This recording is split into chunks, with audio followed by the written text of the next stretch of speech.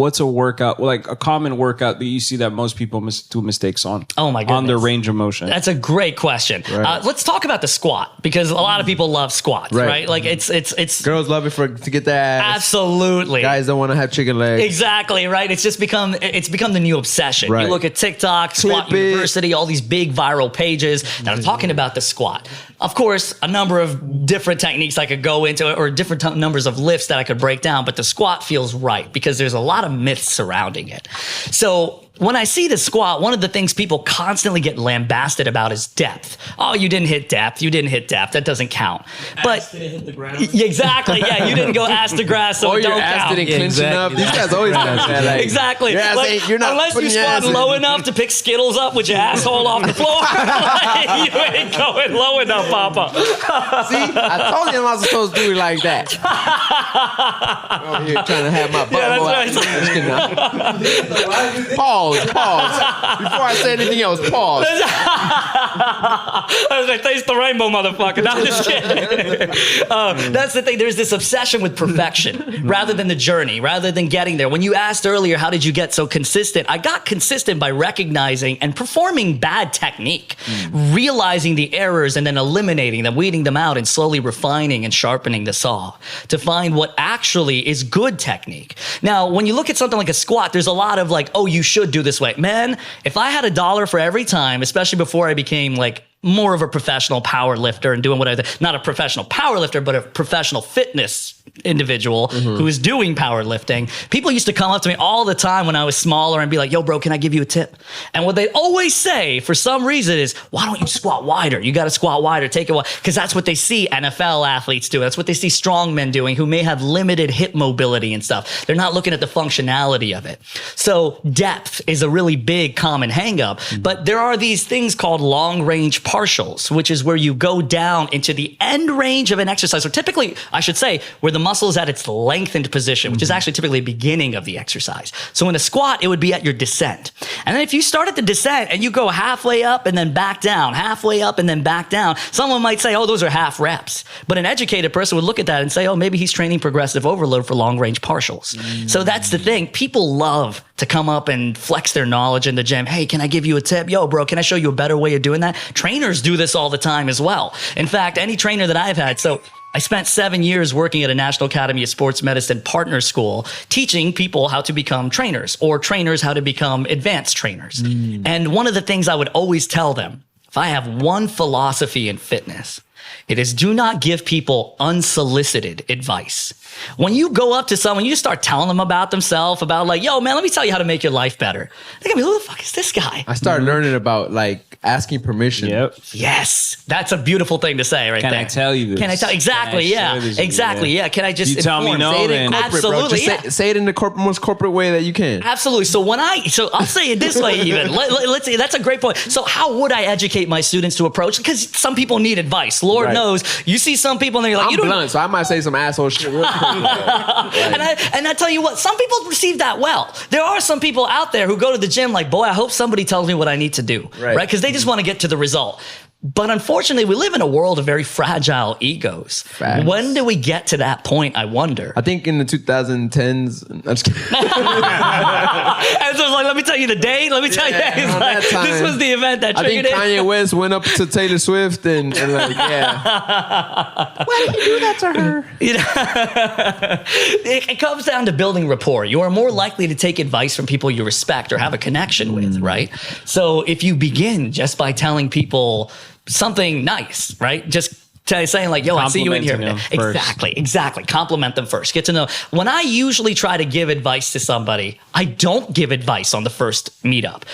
In fact, even the National Academy of Sports Medicine says, resist the temptation to educate on the first meeting. It's tempting. You want to tell people like, oh my God. You're talking about you're like on gonna the first training session. on the first, You're going to exactly. overload them, basically. Exactly. You got to. What he's saying is you got to build the trust first, because Absolutely. without That rapport, building right. Rapport. Yeah, build that you don't rapport. build that and you trust. you probably see that in same thing in your industry, right? You have to Facts. build a connection before you can really paint like an artist, right? Yes. Before they hand the reins over to you. Exactly. Be like, I trust you now. Do whatever you want. Absolutely. And then it's the same thing with the type of work that I do in personal training or corrective exercise. I have to earn their trust. And one of the easiest ways to do that is to get to know the person, right? Forget about like whenever I sit down with somebody and I'm onboarding them as a client, back when I used to do like actual fitness training. Now I only do corrective X, as you know. But back when I was more of a general fitness trainer, I would usually tell, so what are you here for today? Well, you tell me a little bit about what you want. And actually, you know what? Hold off a second. Tell me a little bit about you first. Like, give me the cliff notes on Joey. Like, who are you? What do you like to do? What's your favorite color? What movies you like? That kind of thing. Dope. Let's connect. And then once they're in a place of nodding their head, listening, receiving, then we can talk about things that might actually have to involve change, right? Can't just go up to strangers and tell them to change. Who are you? Don't tell me my business, Exactly. right? So yeah, on the first encounter, you typically resist the temptation to educate, get to know them. On the second one, then you ask, what are you working on? Squats. Oh, you're working on squats. You mind if I watch your technique for it? Let's see what we can pick up, right? That sort of thing. And if you're a professional, they might be like, yeah, why not? I could use a second opinion. I could use a spotter. Why not? Offer to spot them. That's a great way to get to know someone better. Here's an interesting thought. Experience, time spent in the gym is not congruent to the way time spent in other fields leads to expertise.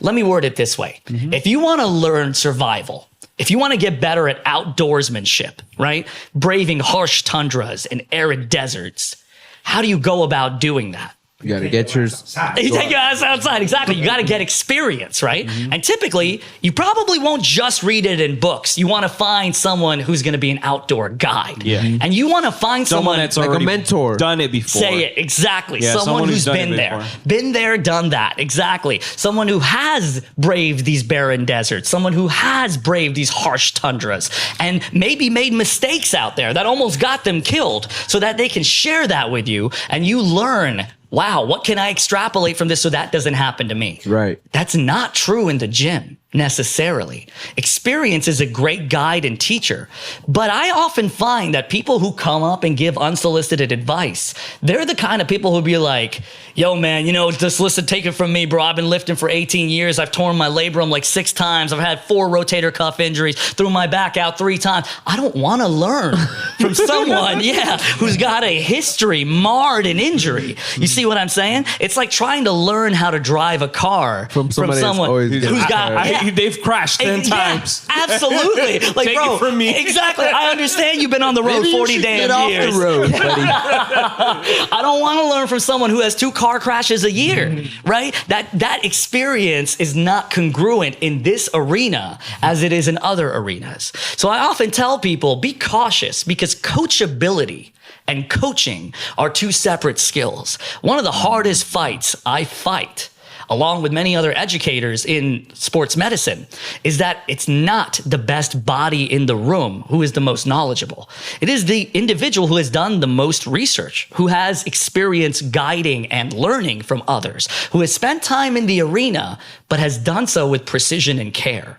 The quality of your experience is outstandingly important in fitness as opposed to many other arenas. Question. Where did it go from you from, I mean, I know you started the whole thing from educating yourself at 19 and starting that journey, but where did it go from you from training to now like corrective work and educating people? Because I know if you're educating me on my range of motion, on how my posture, I'm sure you do that with every client. So where did it go into, like, where did that click into you that I need to stop training people and not more correct their posture and, Thank you so much for that question, because I think it's an important road in my journey that really transformed or elevated my game. Because I'll be honest, the first 2 years I was training, I was a horrible trainer. I would not have hired myself. I can be candid about that because now I believe that I know something that's worth a damn. Right. And like now I would hire myself. I pray every day, like, damn, if I could clone myself and do the deep tissue work I do on y'all, right. Damn, that would be great, Sure. It came from when I had to do my first research. So when you certify through NASM, the National Academy of Sports Medicine, every 2 years you have to recertify and you have to do continuing education. Every 2 years. You Damn, gotta recertify. barbering, you just gotta reapply and you get the license again. I think after a certain age they make you retest. I see. After a certain amount of time spent in there. But every 2 you years. have to recertify every 2 years. Exactly. Continuing education. So Is that like? Yeah, it's because new research has come out and new techniques techniques have came out. Yeah. So now you gotta learn those new ways of doing stuff or Is there whatever any, the is there science any is saying. possibility that you have to unlearn something that in the past was like Many status times. quo? I have eaten my own words. Wow. Many times. I always tell people, often what I share with you guys, my clients, and also with my students is not necessarily my opinion. In fact, the majority of what I share is what the evidence is. It's just evidence reviews. No, you're very fact based. Absolutely. And if tomorrow the evidence changes, it's never an overnight shift. It's usually a very gradual shift toward a different direction. Yeah, it But takes a few years. yes, exactly. And when that evidence shifts, you better believe my lingo is going to shift. Otherwise, I'm going to be a dinosaur. I'm going to be preaching outdated information. Right. I mean, think about nutrition. Just, barely 15 years ago, everybody was telling you egg yolks are horrible. Throw them all out. Steak is terrible. Don't eat any red meat. This is awful for you. And carbs are the worst thing. And that still kind of exists. People are still trying to demonize carbs. And now they're like, you need it. Absolutely. I keep hearing weed is good and now weed is bad. Weed is good, right, weed exactly. is bad. I'm all like, these things. bruh. But yeah, you see that sort of strange undulating paradigm that happens in nutrition where this back and forth effect of this is good for you, bad for you, good for you, bad for you. Right. Some of that is marketing and sensationalism, Like but- OJ. They lobby it. Having the OJ for breakfast. Yeah, and then learning citrus is not good for you in the morning like that. sugar in the morning, exactly. Is it good for you? Isn't it good I for take you? it from Wiz Khalifa, OJ, cushion OJ every morning and keeps the doctor. I love that. There you go, bro. Exactly. And here's the thing, if there is one truth that has prevailed throughout the decades, it's that everything in moderation. This is an Facts. ultimate truth, right? I believe in Your body seeks homeostasis. It seeks balance.